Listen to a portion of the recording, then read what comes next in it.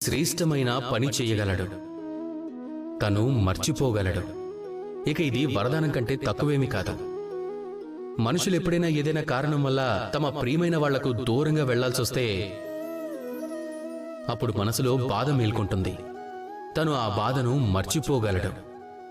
ఏదైనా బంధం వల్ల ఆవేదన కలిగితే తను ఆ బాధను కూడా మర్చిపోగలడు.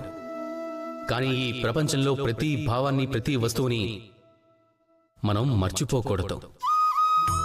అందులో ప్రత్యేకించి మనకు ప్రియమైన వాళ్ళు, మన కుటుంబ సభ్యులు ఈ లోకంలోంచి వెళ్ళిపోయినప్పుడు వాళ్ళు ఏ మంచి పనులు చేశారో, వాళ్ళు మనకు ఏ ప్రేరణ కలిగించారో దాన్ని ఎప్పటికీ మర్చిపోవడం మంచిది కాదు. ఎప్పుడైనా మీరు ఏదైనా ఉన్నత స్థానానికి వెళ్ళినప్పుడు, సఫలతను పొందినప్పుడు ప్రారంభం నుంచి మీకు తోడుగా ఉన్న ఆ మిత్రులను మర్చిపోవడం మంచిది కాదు. వాళ్ళెప్పుడూ మీకు సహాయం చేశారు. ఇక అన్నింటికంటే ముఖ్యమైనది, కావాలంటే మీ వయసు ఎంత పెరిగినా సరే తల్లిదండ్రులను ఎప్పటికీ మర్చిపోకండి.